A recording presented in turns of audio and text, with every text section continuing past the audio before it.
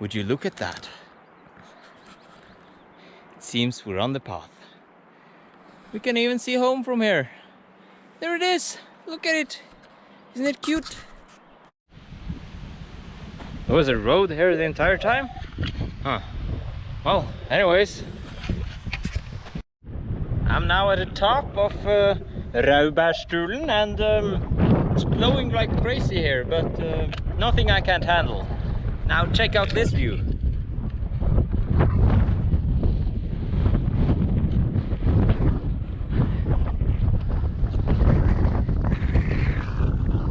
It's not too bad. Alright, I'll start my descent and maybe I'll bring you along the way. Hello my children, it's me again, your personal messiah. I'm starting this episode near a little river. Now, next up in the discussion about culture. We agreed, hopefully, that a culture is composed of... Is that the right word? I hope it is. If not, then I'm stupid. It's composed of ideas, values and norms. And in essence, all these things are just ideas. Because ideas come in and out of fashion. You can see this quite clearly at the children's, if you look at children. They stigmatize each other if they don't follow what's in at the school at that time. For example, if it's in to have a certain pair of shoes, then you gotta have those shoes, or else you're not in the group. And this again is what has held human societies together for such a long time. And it kind of stabilizes in our culture and gets solid with time. The ideas that work the most, and eventually it become instinctual, like in animals. If you take us humans, for example, we don't like getting wet. Why don't we like getting wet? I'm working here in a swamp and I'm getting wet on my shoes, and I find that kind of uncomfortable. But if I really get into it, why am I uncomfortable? Well, my subconscious says to me, getting wet is dangerous. Why is it dangerous? Well, because when you were a child and you got wet and you were out in the cold, you also get more cold. So therefore, don't get wet, because then you get cold. And if you get cold, then it's uncomfortable. Why? Because if you like being cold in excess, that is, you get dead. Because you freeze to death, get the hypothermia or... Yeah, so it's unhealthy to become too wet and too cold. Being wet in and of itself is not dangerous at all, if it's the right temperature. But we don't like to get wet, because usually what happens when you get wet is that you get cold as well, if you're inactive. So we try not to get wet. Now I would like you to look at this view, because it's kind of nice, I think. Also kind of windy. Let's keep moving. So values are kind of cemented into our culture also because of survivability. Because we like being comfortable, because comfortable means life. Being warm and cozy in a warm house is better than being outside wet and freezing. Because that's the people who really enjoyed that died if they were not ready for it. So in order to survive something like that, you have to be a tough guy, real tough guy, or gal, or whatever. You have to have the ability to adapt to that environment, but eventually being wet and cold will kill you, because we are biological creatures after all. So there are different degrees of what each person can handle of these challenges.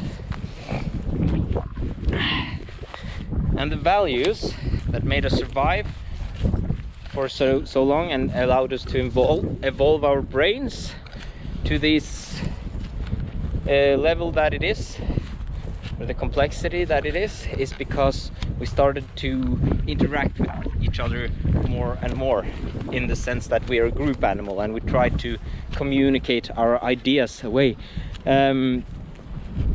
so that we can understand each other's wants and needs. Because we humans, as like all other animals, we have pretty similar needs: hunger, thirst, warmth, and not to mention the social aspect of it, because humans are a pack animal. So the more social we are and the more socially integratable we are, the better off we are, because we can hang out with that group, which can protect us against dangers, other animals or other tribes. So we have an inert need to socialize, and that's how we learn to communicate. Because those tribes that had an easier time to learn how to communicate from scratch, you gotta remember, the language came first and then all the grammatical rules and all that. So it started like ug meant food, and ug meant water, and bar meant a wild animal or something dangerous. So the tribe that got better and better at this had a lot bigger chance of survivability, which made them more able to survive whenever there was an attack from, for example, another tribe. They could say in advance that someone is coming, and it just started with primitive noises and looks and gestures and stuff like that, but eventually it got more and more complex, to the level that it started to we could use language. And now we only subconsciously feel or know when someone is trying to communicate something that they're not saying. But if you read enough psychology and study human behavior enough, you're going to start noticing more what is behind the words that people speak. For example, when you raise your elbows, or when you laugh, you look at the person you like the most and stuff like that. We don't know that inertly. We have to be told that or observe it ourselves. So use that experiment on yourself. Who do you look at when you laugh in a group of people? Because you're going to look at the person that you like the most, usually. And where were we? Yeah, ideas and norms and values. And yeah, norms are just the values and ideas that is the most common. It's the norm to say hi to people because it's nice, because that means that you have accepted and recognized their presence, for example. So that's a norm. And that's also deeply embedded in culture. So, and culture needs to change as the time changes. There's a fly on my camera. There we go. Culture needs to change as the time changes. So that's why I've come here as your messiah. And yeah, well, I'm not really your messiah, but I'm more like a pathfinder, and I'm going to show you the path to free yourself from this prison that is called society. And I'm going to do it slowly. You don't have to believe me. If you just find it entertaining, then go ahead and listen. I don't think I'm too stupid. Just stupid enough. So yeah, and my point here is that all these things stem from ideas. And today in our society, we are not allowed to criticize different cultures, because no one knows what's right or wrong. There are no right and wrong or better or worse cultures, right? Wrong! Depends on how you look at it. Because every culture's goal is survivability. and adaptiveness. That should be the general consensus of what a culture is all about, because the culture that survives is a good culture, and a culture that dies, even though it's good in our sense that it's nice, it's not a good culture if it dies. Then it won't be able to survive, and it has to leech on others' kindness. And that's absolutely, we should be kind, but you can have, there is extremes at all ends. And as we are humans and limited beings, we need to recognize this in ourselves, the limitness of being human. And that means that we have to restrain ourselves when it comes to even kindness. But the cultures that survive are the best ones. And what do I mean by survive? Is it those cultures with the most people? Because then China, India, Egypt, all the cultures or countries with the most explosive population growth is going to be the best one. And the answer is no, it's not. Because they are not prepared for what's coming. And what's coming is gonna come even if you're ready or not. Like, we don't know if there's going to be a volcano, if Yellowstone goes off tonight, or we don't know if there's gonna come a comet at the size of the one that made the dinosaur extinct.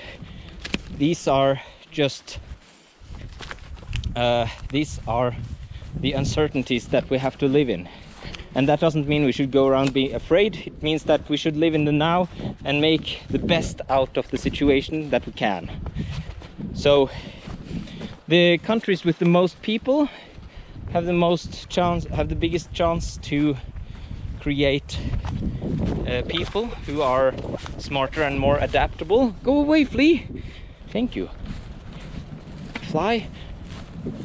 And but they won't be as secure in the sense that they need more people to feed if a catastrophe hits. Go away, fly! So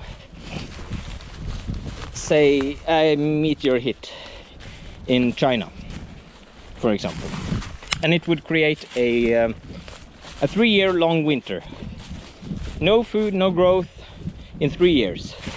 That would kill pretty much all Chinese people, just as an example.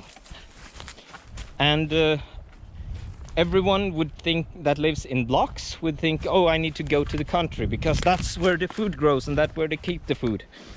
So that means over 1 billion people, if they didn't die already from the impact, would move across the country and use several days just hiking and walking aimlessly to find some food or shelter and warmth.